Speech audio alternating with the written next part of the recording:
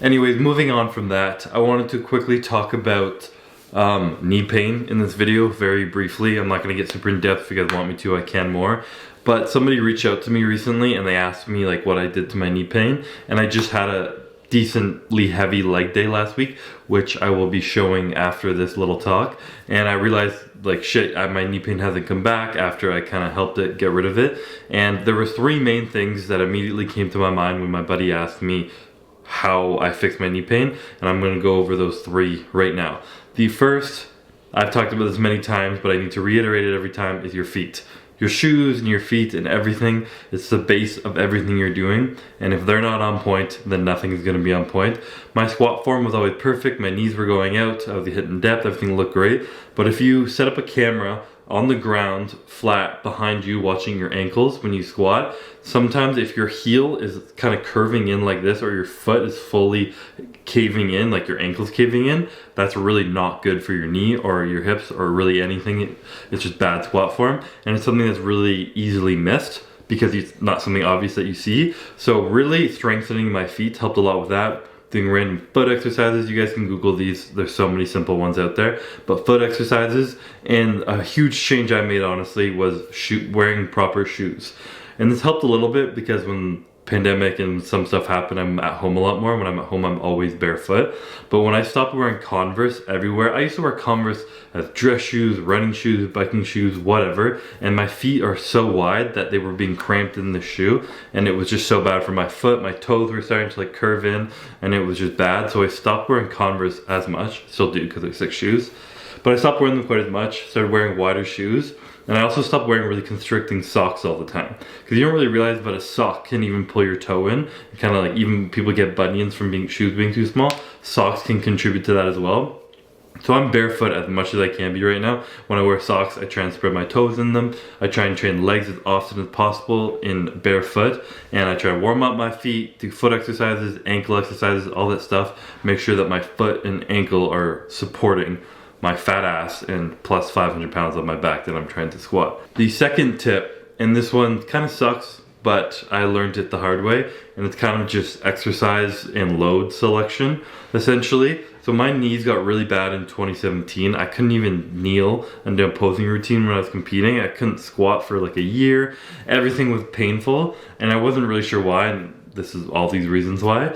But a big thing was that when I was in college, I used to squat fucking twice a week, every week, 600 pounds, 2 rep maxes, as heavy as I could go, and I just wanted to be strong.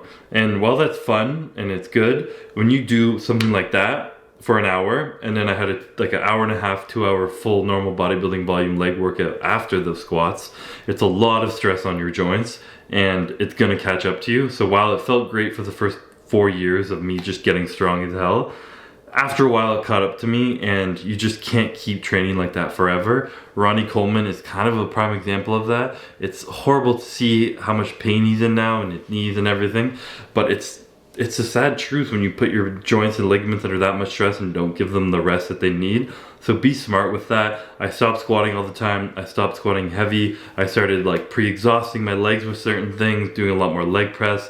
I wear knee sleeves when I have to, but I really don't think those are something that's a band-aid. It's not gonna fix your knee pain.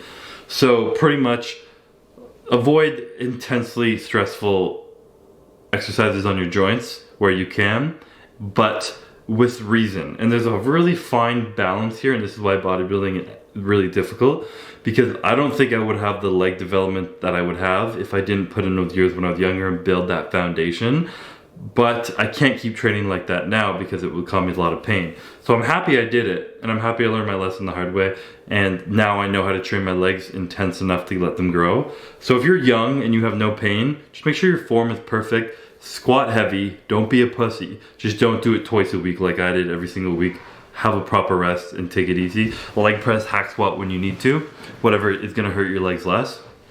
And the third and final thing is something that I didn't implement for my knees, but it's something I started to learn about after.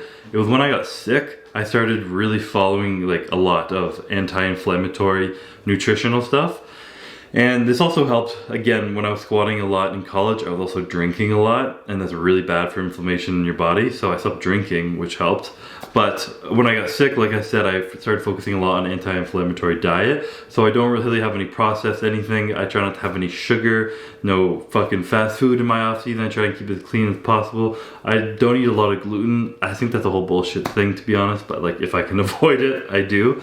And on top of that, I take a lot of anti-inflammatory supplements. Shout out to Revive MD. They have a inflammation RX supplement, which I take every day, and omega-3, which I take like 12 omega-3s every day, because I don't think you can ever have too much omega-3. So those are the two probably best supplements for inflammation. Use code CBUM if you order Revive. But that on top of a cleaner diet, eating foods that are healthy and whole and non-anti-inflammatory, eating good stuff like your fruits and your healthy carbs, good protein sources, no fast food bullshit, no fucking bacon, sausage and all that shit. And I'm also not drinking 50 beers and a 2-6 every single week, so that helped my inflammation a lot. But like I said, I put that in because of my autoimmune, trying to avoid inflammation, and then doing some more research. It was talking about how a lot of joint pain in people comes back when they have a night out, or they go out for dinner the night before. They're like, their knee hurts the next day, and the study was showing how the inflammation in the body actually affects your joints as well. So I'm like, I'm sure that's not a random correlation, that when I fixed my dieting, a lot of my joint pain went away as well. And I obviously still get knee pain, but it's nothing compared to what I used to get.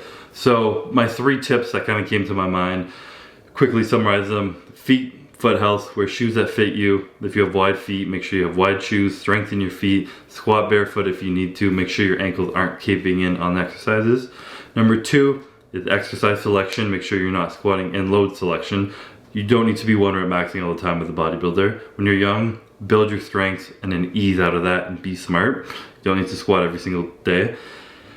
But you do. I hate saying that, because then people are like, Chris said not to squat, and I'm not saying not to squat. I squat all the time. I squat in this video I'm about to show you, and I squatted when I was younger and it built my legs. I just don't think you need to squat 600 pounds every single week.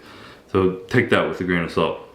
And number 3 is diet, focusing on an anti-inflammatory diet. Some people can get away with this, eat like shit and feel great. If you're someone who can't, I'm sorry, life's hard. Boo-hoo, eat healthier and you'll be fine. But yeah, those are kind of my 3 tips that just popped in my mind when this guy asked me, and I felt like it was good stuff that I wanted to share with you guys, because I know a lot of you guys reach out to me saying you have knee pain, and if you don't have knee pain and you're becoming a bodybuilder, you will have knee pain someday. So do everything you can to avoid it and stay healthy. And yeah, now I'm going to show you this leg workout from last week. I was feeling strong, so I tried to go heavy. I didn't even film the whole workout, I just got random clips of it. But there's one heavy squat set in there, which made me feel good that I'm still moving strength, even though I'm Natty Chris right now.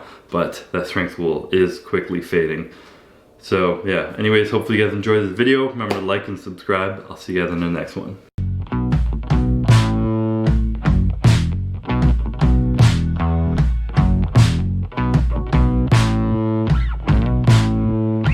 I step into the ring. I'm a king. I see you coming.